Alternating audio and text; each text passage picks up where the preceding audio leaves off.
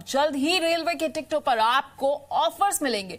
दरअसल रेलवे की कमेटी इस दिशा में तेजी से काम कर रही है और जल्द ही अपनी सिफारिश भी देगी।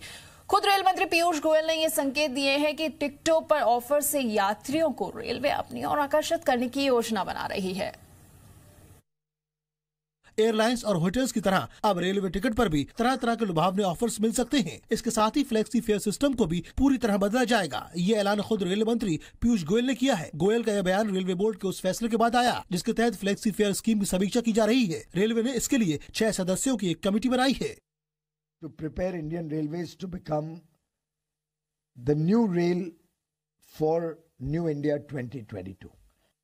रेल मंत्री ने मौजूदा समय में लागू फ्लेक्सी फेयर सिस्टम में सिर्फ किराए बढ़ जाने की व्यवस्था पर सवाल उठाए। सितंबर 2016 में लागू हुए फ्लेक्सी फेयर सिस्टम से किराए में 50% तक बढ़ोतरी हो सकती है। इसमें बेस किराया हर 10% सीटों की बुकिंग पर 10% से 50% तक बढ़ जाता है। इस व्यवस्था से रेलवे का रेवेन्यू तो बढ़ा, लेकिन रेलवे के यात्रियों में कमी आई। UIDAI यानी unique identification development authority of India ने एयरटेल और एयरटेल पेमेंट बैंक का eKYC लाइसेंस सस्पेंड कर दिया है। अब एयरटेल मोबाइल कस्टमर्स और एयरटेल पेमेंट बैंक के क्लाइंट्स का आधार से सिम वेरिफिकेशन नहीं कर पाएगी।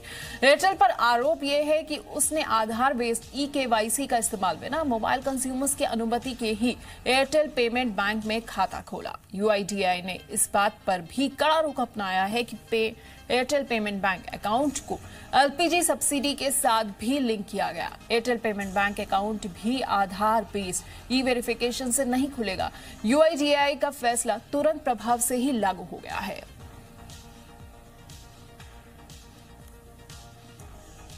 और एक अहम खबर, पूरे देश में 1 जून से ई-वे बिल अनिवार्य हो जाएगा। जीएसटी काउंसिल ने राज्यों के बीच और राज्यों के अंदर ई-वे बिल को अनिवार्य करने संबंधी समय सीमा को मंजूरी दे दी है। काउंसिल के मुताबिक 1 फरवरी से इंटरस्टेट यानी राज्यों के बीच ई-वे बिल अनिवार्य हो जाएगा।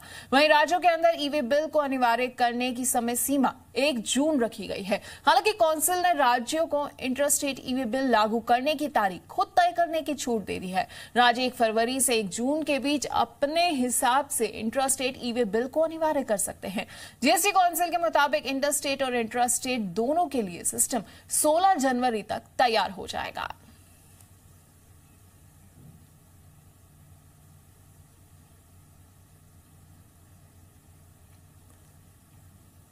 सरकार ने संकेत दिए हैं कि आने वाले समय में उनका फोकस पूरी तरह से किसानों की आय बढ़ाने पर रहेगा। वित्त मंत्री अरुण जेटली के मुताबिक सरकार साल 2022 तक किसानों की आय को दोगुना करने की दिशा में काम कर रही है।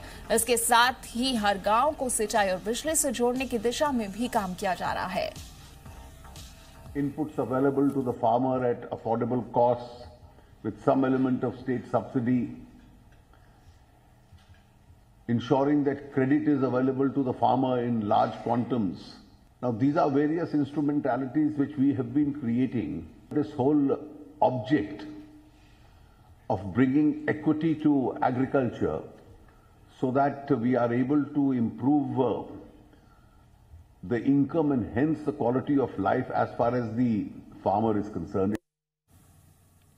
राहुल गांधी ने कांग्रेस के अध्यक्ष पद की कमान संभाल ली है। दिल्ली में कांग्रेस दफ्तर के एक कार्यक्रम में राहुल गांधी को अध्यक्ष पद का सर्टिफिकेट दिया गया। कार्यक्रम में सोनिया गांधी, मनमोहन सिंह और प्रियंका वाड्रा भी मौजूद रहे।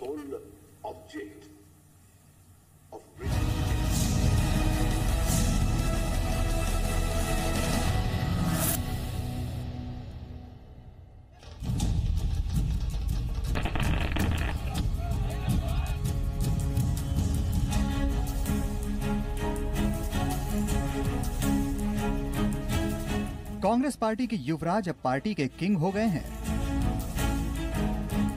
राहुल गांधी ने कांग्रेस पार्टी के अध्यक्ष पद का कार्यभार औपचारिक तौर पर संभाल लिया है। 24 अकबर रोड पर मौजूद कांग्रेस हेडक्वार्टर में अध्यक्ष की नेम प्लेट पर अब सोनिया गांधी की जगह राहुल गांधी का नाम होगा। अध्यक्ष का पद संभालते ही राहुल ने बीजेपी पर बड़ा हमला बोला। राहुल ने कहा कि बीजेपी के लोग देश में आग लगा रहे हैं। बीजेपी के लोग पूरे देश में आग और हिंसा को फैलाने की कोशिश कर रहे हैं और इसको रोकने के लिए पूरे देश में सिर्फ एक शक्ति है, वो है कांग्रेस पार्टी। वो तोड़ते हैं, हम जोड़ते हैं। वो आग लगाते हैं, हम बुझाते हैं। ये फर्क है हम में और उनमें। राहुल गांधी की ताजपोशी के दौरान पूरा गांधी परिवार मौजूद था। पूर्व पीएम मनमोहन सिंह और कांग्रेस के तमाम बड़े नेता मौजूद थे। देश भर से आए कांग्रेस समर्थकों में जबरदस्त उत्साह दिखा। कांग्रेस की पूर्व अध्यक्ष और राहुल की मां सोनिया गांधी ने इस मौके पर कहा कि 19 साल पहले जब उन्होंने पद संभाला था तो काफी घबराहट हो रही थी। मंच से सोनिया ने भी बीजेपी पर हमला बोला। हम सब जानते हैं कि किस तरह हमारे देश के बुनियादी उसूलों पर रोज रोज हमला हो रहा है। बोलने और अपने आप को व्यक्त करने की आजादी को तोड़ा जा रहा है। हमारी मिलीजुली संस्कृति पर वार हो रहा है। वहीं बीजेपी ने राहुल गांधी के अध्यक्ष बनने पर उन्हें बधाई दी, लेकिन उनके भाषण पर कड़ी प्रतिक्रिया भी व्यक्त की। जिस तरह की जबान वो बोल रहे हैं, भारतीय राजनीति में जिस दिन कोई व्यक्ति कोई बड़ा पद संभालता है उस दिन उससे बहुत शालीनता की अपेक्षा रहती है, लेकिन आज भी वो तोड़ते हैं, हम जोड़ते हैं। वो आग लगाते हैं, हम बुझाते हैं। ये देश जानता है कि देश में कब किसने आग लगाई है। राहुल गांधी ने पार्टी के लिए अपने विजन का संकेत देते हुए कहा कि कांग्रेस पार्टी को grand old and young party बनाएंगे। कांग्रेस को राहुल से बहुत उम्मीदें हैं। वैसे राहुल के लिए आगे का सफर इतना आसान नहीं है, क्योंकि एक के बाद एक चुनावों में उनकी पार्टी को हार मिली है।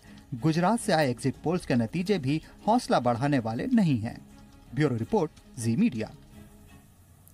कोयला घोटाले के एक मामले में सीबीआई की विशेष अदालत ने सजा का ऐलान कर दिया है। मधु कोड़ा को 3 साल जेल और 25 लाख रुपए जुर्माना लगाया गया है। पूर्व कोयला सचिव एचसी गुप्ता को 3 साल की जेल मिली है और 1 लाख रुपए का जुर्माना लगाया गया है। कोर्ट ने 13 दिसंबर को झारखंड के पूर्व सीएम मधु कोड़ा सहित 4 लोगों और एक कंपनी को इस मामले में दोषी ठहराया था।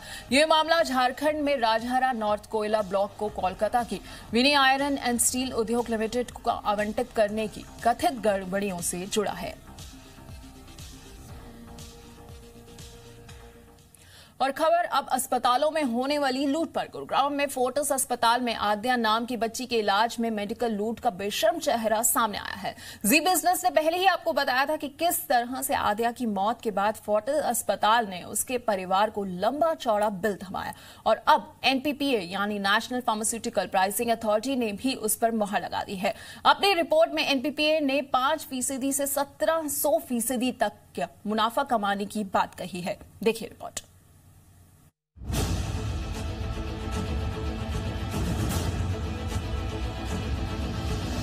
इलाज के नाम पर जमकर हुई लूट। फोर्टिस गुरुग्राम में 7 साल की बच्ची आद्या के इलाज के नाम पर अस्पताल ने कई गुना पैसा वसूला।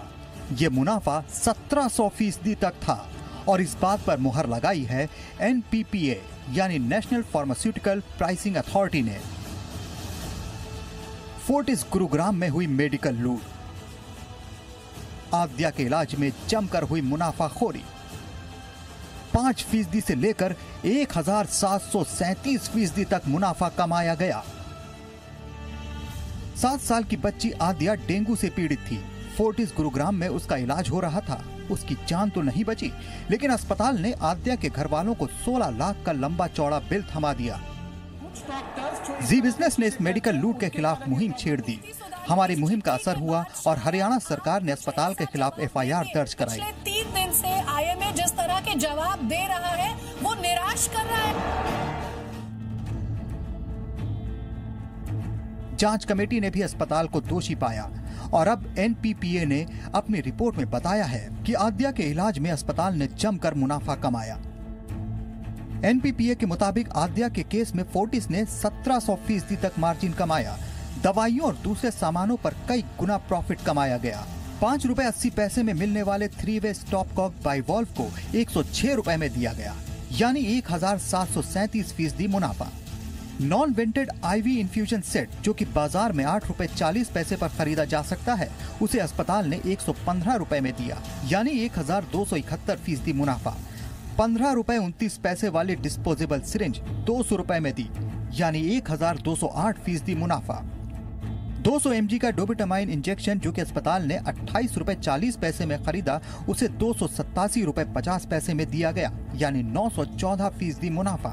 1 ग्राम 100 ml पैरासिटामोल का इंजेक्शन 36 रुपए 30 पैसे में खरीदा गया, उसे 310 रुपए में दिया गया, मुनाफा 754%।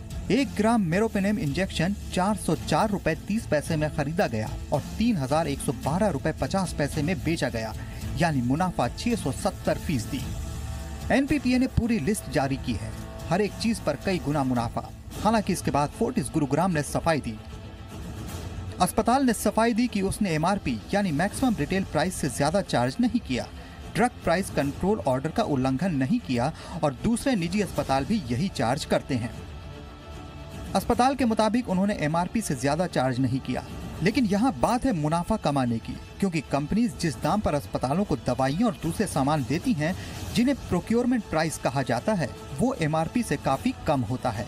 यानी कि किसी दवाई का एमआरपी अगर 25 रुपए है तो वो दवाई कंपनियां काफी कम कीमत पर अस्पतालों और मेडिकल स्टोर्स पर सप्लाई करती हैं।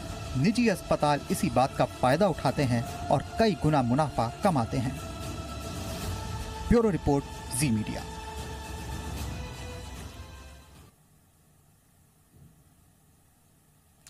तो मेडिकल लूट को लेकर दिन ब दिन नए नए खुलासे हो रहे हैं। आज हम आपको एक ऐसा किस्सा बताने जा रहे हैं जो आपको फिल्मी लगेगा, लेकिन ये एक हकीकत है।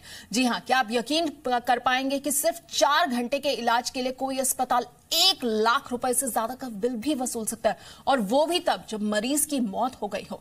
जी हां, ये मामला भी फोर्टिस अस्पताल का है। नोएडा के सेक्टर 62 के फोर्टिस अस्पताल पर आरोप है कि 4 घंटे के इलाज के लिए उसने 1 लाख से ज्यादा का बिल वसूला है, और मृतक के परिवार का आरोप है कि मौत के बाद भी डेड बॉडी पर टेस्ट किए गए।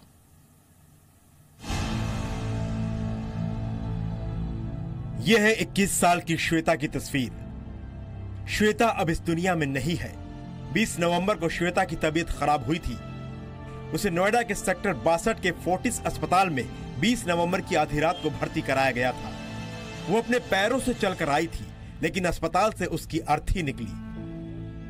इलाज के 4 घंटे के अंदर ही श्वेता की मौत हो गई। इस 4 घंटे के इलाज का बिल परिवार वालों को करीब 1,03,000 रुपए थमा दिया गया। बिल 1,03,000 रुपए। तो उस टाइम पे तो हमने देखा नहीं, जल्दी में सभी परेशान हो गए। कोई रिपोर्ट है 22 की और कोई है 23 की। जब लड़की 21 तारीख में सुबह 4:45 बजे 4:30 बजे एक्सपायर हो गई, उसके बाद तो रिपोर्ट आने का कोई मतलब नहीं है, होल्ड करा देनी चाहिए, लेकिन ऐसा कुछ नहीं करा। 18 नवंबर को श्वेता अचानक दौरा पड़ने से बेहोश हो गई थी। उसे गाजियाबाद के एक प्राइवेट अस्पताल में भर्ती कराया गया, जहां इलाज के बाद उसे छुट्टी दे दी गई थी। 20 नवंबर को तबीयत फिर बिगड़ने पर रिश्तेदारों की सलाह पर पिता उसे नोएडा के सेक्टर 62 के फोर्टिस अस्पताल ले गए। परिवार वालों के मुताबिक रात भर डॉक्टर यही कहते रहे कि तबीयत में सुधार है, लेकिन सुबह 4:20 पर डॉक्टरों ने बताया कि बेटी की मौत हो चुकी है। परिवार का आरोप है कि सिर्फ जांच का बिल 46,170 रुपए है, और वो जांच भी मरीज की मौत के बाद की गई। परिवार के मुताबिक मौत की सूचना 4:20 पर दी गई, जबकि जांच की रिपोर्ट में वक्त 4:59 लिखा है। डेथ सर्टिफिकेट पर भी मौत का वक्त 5:20 पर लिखा है। मैं मरीज से नहीं मिलने दिया। हम प्रतीक्षालय जो कक्ष था उनका, वहाँ विलाप करते रहे हमारे परिजन, हमारी मदर्स वगैरह, लेकिन हमने मरीज से उन्होंने मिलने नहीं दिया। उसके बाद उन्होंने बोले अपना जो बिल था वो फाइनल कराइए। उन्होंने अपनी सारी समरी निकाल के हमें जो 1,02,000 जो समथिंग बिल था वो हमें सौंप दिया। परिवार का ये भी आरोप है कि 6 दिसंबर को अस्पताल के प्रशासन से बातचीत के दौरान उन्हें शिकायत नहीं करने के एवज में पैसों की पेशकश भी की गई थी। हाँ सर, उन्होंने जो है 10 इंजेक्शन थे वो 4 घंटे के अंदर अंदर दे दिए, लेकिन जो अगर हमने अदर डॉक्टर से कंसल्ट किया तो वो बोले ये तो 1 mg होता है वेंटिलेटर्स पहले जाने से, तो उन्होंने 10 ये दिए क्यों?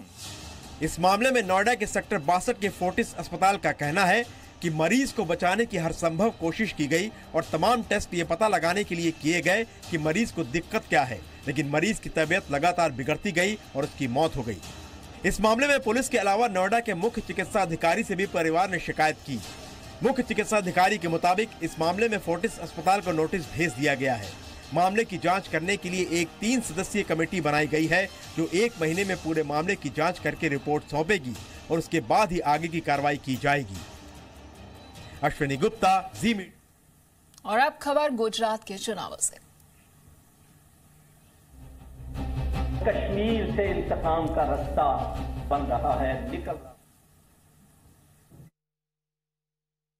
बात करते हैं गुजरात चुनावों के। गुजरात में आज 6 पोलिंग बूथों पर दोबारा मतदान हो रहा है। 4 विधानसभा क्षेत्रों के 6 बूथ पर वोट डाले जा रहे हैं। कल गुजरात विधानसभा चुनाव के नतीजों का ऐलान होगा। जी बिजनेस पर आप सबसे तेज नतीजे देख सकते हैं, तो जी बिजनेस के साथ आप कल जुड़िए, आप सबसे तेज नतीजे देखेंगे। हमारे साथ सबसे बड़ा पैनल होगा जो आपको सबसे सटीक एनालिसिस करके बताएगा, और इसके साथ साथ बाजार पर क्या इंपैक्ट होगा वो भी आप देख सकते हैं सिर्फ जी बिजनेस पर। मुंबई हमले का मास्टरमाइंड और अंतर्राष्ट्रीय आतंकवादी हाफिज सईद भारत के खिलाफ साजिश रच रहा है। नजरबंदी से रिहा होते ही हाफिज कश्मीर में आतंकवाद को बढ़ावा देने की चाल चलने लगा है, और इसके लिए उसने बांग्लादेश का बदला कश्मीर से लेने की बात कही है। हाफिज ने कहा कि पाकिस्तान बांग्लादेश का बदला कश्मीर से लेगा, लेकिन वो ये भूल गया कि अब कश्मीर में आतंकियों का कब्र बड़ा होता जा रहा है, इसलिए हाफिज के नापाक इरादे पूरे नहीं होने वाले हैं। कश्मीर से इंतकाम का रास्ता बन रहा है, निकल रहा है। पाकिस्तान में आजाद घूम रहा मुंबई आतंकी हमले का मास्टरमाइंड हाफिज सईद ने एक बार फिर भारत के खिलाफ जहर उगला है। हाफिज ने खुलेआम भारत को धमकी दी है। उसने कहा है कि भारत से 1971 का बदला कश्मीर को आजाद करा के लिया जाएगा। इंशाअल्लाह मशरकी पाकिस्तान का बदला लेना है, और मेरी बात सुन लो, कश्मीर से इंतकाम का रास्ता बन रहा है, निकल रहा है, चल रहा है। लाहौर में अपने समर्थकों के बीच हाफिज ने कहा कि उसने कोर्ट में जज से कहा कि मैं कश्मीर के लिए लड़ रहा हूं, अब आप जो चाहें मुझे सजा दे दो।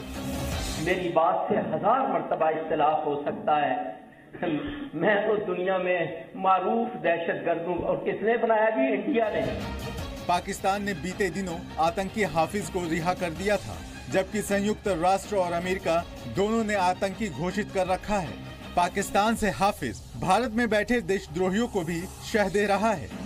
जिस दिन मेरी रिहाई हुई तो एक नौजवान ने लाकर मुझे वो क्लिप दिखाया कि यूपी में, उत्तर प्रदेश में वहां के मुसलमानों ने रिहाई की खुशी में जुलूस निकाला।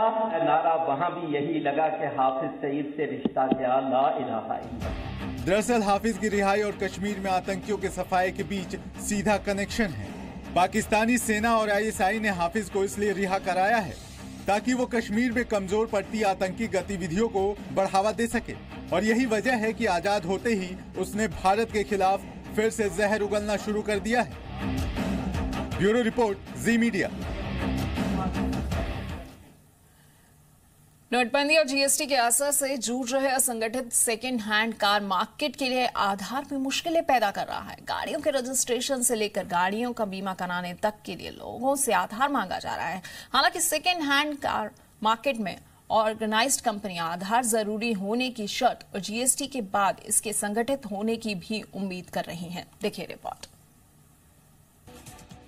हाल के दिनों में सरकार ने गाड़ियों के रजिस्ट्रेशन से लेकर व्हीकल इंश्योरेंस तक के लिए आधार कार्ड जरूरी कर दिया है। इस सख्ती का असर सेकंड हैंड कार मार्केट पर भी पड़ रहा है। पहले खरीदार ट्रांसफर चार्ज और दूसरे खर्चों से बचने के लिए कार का रजिस्ट्रेशन ट्रांसफर नहीं कराते थे, सिर्फ स्टैंप पेपर पर एग्रीमेंट हो जाता था।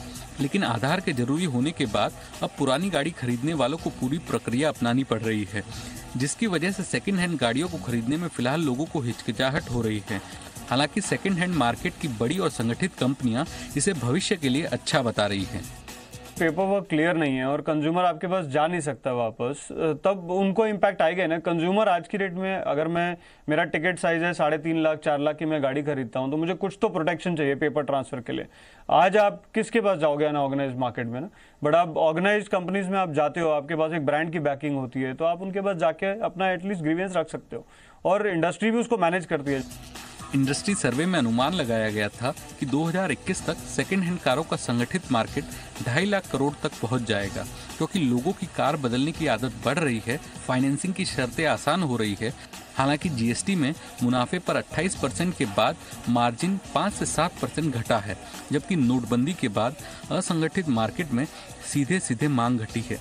असंगठित मार्केट में खरीद बिक्री दोनों ही आसान होती है, लेकिन जीएसटी और आधार की शर्तें अब असंगठित को संगठित में तब्दील कर रही हैं। हमारे यहाँ पर तो क्या सेकेंड हैंड गाड़ियों के लिए तो बिजनेस स्लैक हो गया है, मगर इतना भी मंदी इसके वजह से है कि there are unauthorized also dealers who are come into this market, और इसके वजह से ये मंदी आ गई है और अभी ये 8-9 महीने से चल रहा है। हालांकि जानकार मानते हैं कि सेकेंड हैंड कार मार्केट जितना ज्यादा संगठित होगा, ग्राहकों के लिए अच्छा होगा, क्योंकि सौदों में ट्रांसपेरेंसी से लेकर कस्टमर केयर तक तमाम सहूलियतें भी बढ़ेगी। अनुराग शाह, जी मीडिया, मुंबई। उत्तर भारत में शीतलहर का कहर जारी। कश्मीर से लेकर हिमाचल और उत्तराखंड तक हुई जबरदस्त बर्फबारी ने ठंड से लोगों को कांपने के लिए मजबूर कर दिया है।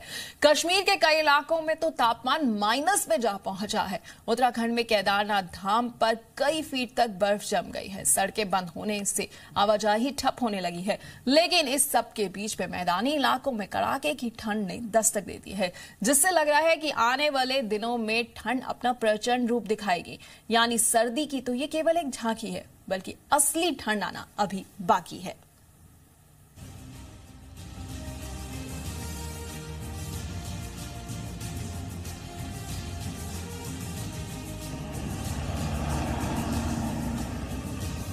ये तस्वीरें कश्मीर की हैं। सफेद बर्फ में लिपटे पेड़ और उन पर धीरे धीरे गिरती बर्फ। ऐसे लगता है जैसे आसमान से लेकर जमीन तक सिर्फ बर्फ का ही राज है। रास्ते बर्फ के दरिया में बदल गए हैं। पहाड़ दूर से बर्फ के मकान से लगते हैं। दरख्तों पर जमी सफेद बर्फ जन्नत का दीदार करा रही है। गुलमर्ग में आसमान से गिरती बर्फ को देखने के लिए सैकड़ों किलोमीटर दूर से लोग पहुंच रहे हैं, और जब कुदरत भी उन पर मेहरबान है। सफेद रंग की इस बारिश में वो मौज मस्ती कर रहे हैं। बहुत खेले हम लोग, बहुत अच्छा है, ऊपर मस्त एकदम। जितना भी देखो उतना कम है। कश्मीर स्वर्ग जैसे लगता है। जो स्नोफॉल हो रहा है, जो किसी देश में ऐसा दिखाई देने लाइव दिखाई देता नहीं है। गुलमर्ग से लेकर श्रीनगर तक हाल ऐसा ही है। हरी भरी वादियां सफेद रंग की चादर ओढ़ चुकी है। पर्यटकों को यह मौसम जन्नत का दीदार करा रहा है, लेकिन स्थानीय लोगों की मुश्किलें बढ़ गई हैं। बर्फ की वजह से मुगल रोड पूरी तरह से ब्लॉक हो गई है। हमारे लिए खुशी की बात है कि बर्फ पड़ रही है, जिससे हमें बहुत सा फायदा होगा। बर्फ पहली बार गिरा है, बहुत अच्छा लग रहा है, बहुत अच्छा लग रहा है कश्मीरी भाइयों के लिए भी और हमारे लिए भी। उत्तराखंड के चारों धाम बर्फ की सफेद चादर में ढक चुके हैं। केदारनाथ धाम में 5 फीट तक बर्फ जम चुकी है, जिसकी वजह से पुनर्निर्माण का काम रुक गया है। तापमान -8 डिग्री तक पहुंचने की वजह से मजदूर वापस लौट चुके हैं। अभी कल और परसों में जो लगातार बर्फबारी हुई है, उससे लगभग 2.5 फीट बर्फ वहाँ जम गई है। तो अभी तत्काल काम करना मुश्किल हो रहा है, लेकिन अभी बर्फ हटाने का कार्य किया जा रहा है। गंगोत्री धाम के आसपास भी नदी, झरने, मंदिर और जंगलों में बर्फ की मोटी परत जम चुकी है। उत्तरकाशी से मंदिर को जाने वाला गंगोत्री राजमार्ग भी बर्फ से ढका हुआ है। कड़ाके की ठंड के बावजूद पर्यटक बर्फबारी का लुत्फ उठाने पहुंच रहे हैं। औली में भी भारी बर्फबारी के बाद सैलानियों की संख्या बढ़ गई है। बर्फबारी के बाद इलाके में लगातार तापमान में गिरावट दर्ज की जा रही है। बढ़ते ठंड को देखते हुए जोशीमठ के अलग अलग जगहों पर प्रशासन ने अलाव की व्यवस्था की है। मौसम को लेकर हम पूर्ण रूप से तैयार हैं। जिलाधिकारी महोदय के निर्देश मिले हैं कि जगह जगह पर अलाव की व्यवस्था, होमलेस के लिए शेल्टर्स और साथ में ही कंबल वितरण की कार्रवाई की जा रही है। इसके साथ ही हमारा कंट्रोल रूम भी एक्टिवेट करवा दिया गया है, जिसमें कि 24 घंटे के लिए हमने तैनाती कर दी गई है। उसमें हम टेम्परेचर और बर्फबारी से संबंधित आंकड़े इकट्ठा कर रहे हैं। ये तस्वीरें जम्मू कश्मीर के बनिहाल की हैं। सड़कों से लेकर रेलवे ट्रैक तक हर तरफ बर्फ ही बर्फ नजर आ रही है। भारी बर्फबारी के बाद कई रास्तों पर आवाजाही में लोगों को दिक्कतें उठानी पड़ रही है। 12 दिसंबर को गुरेज सेक्टर में बर्फीले तूफान की वजह से लापता 2 जवानों का अब तक पता नहीं चल पाया है। सामा जिले के कौशल सिंह और पठानकोट के रहने वाले सिम्मी कुमार की तलाश में सेना की टीम जुटी है। अभी तक कोई उनका पता नहीं चला, लेकिन फौज ने हमारे से बात की 2-3 बार, उनके कमांडर ने की, SM ने की, तो वो ही कहते अभी मिसिंग है। बर्फबारी के बाद हिमाचल प्रदेश के चंबा में सैलानियों का जमावड़ा बढ़ने लगा है। मिनी स्विट्जरलैंड के नाम से मशहूर खजियार में ठंड में ठिठुर कर भी लोग बर्फबारी का लुत्फ उठाने पहुंचे हैं। बहुत मजा आया यहाँ पर, वेरी एंजॉय और I love it, I love Himachal Pradesh, I love Khurjam, very good, very nice. Nature अच्छा है यहाँ पे, एटमॉस्फेयर अच्छा है और थोड़ा साफ सफाई भी है। लेकिन बर्फबारी की वजह से खजियार डलहौजी सड़क मार्ग फिलहाल बंद है, जिससे लोगों को यहाँ पहुँचने में परेशानी हो रही है। पहाड़ों में बर्फबारी ने दिल्ली NCR समेत उत्तर भारत के मैदानी इलाकों में ठंड बढ़ा दी है। मौसम विभाग के मुताबिक दिल्ली वालों को अभी ठंडी हवाएं परेशान करती रहेंगी। संभावना ये है कि आगे 2 दिन तक मौसम ऐसा ही रहेगा। न्यूनतम तापमान सुबह के समय लगभग 7 से 8 डिग्री सेल्सियस के बीच में रहेगा। अधिकतम तापमान भी बढ़ेगा नहीं, 19 और बीच में रहने की संभावना है। अच्छी न्यूज़ ये है कि उसके बाद 18 तारीख 18-19 के बाद सुबह का तापमान भी बढ़ेगा और दोपहर का तापमान भी बढ़ेगा। राजधानी में 17 दिसंबर के बाद ठंड कम हो सकती है, लेकिन 25 दिसंबर के बाद फिर से शीतलहर का अंदेशा है। ठंड महसूस हो रही है और बरसात के कारण प्रदूषण जो है कम हुआ है। हाँ, अब सर्दी जब शुरू हो गया तो फिर जो है ना स्वेटर, जर्सी वगैरह, ये जो कि जब ये अपनी जैकेट वगैरह तो यूज करना है। उत्तर भारत के कई हिस्सों में शीतलहर और कोहरे की वजह से लोगों की मुश्किलें बढ़ गई हैं।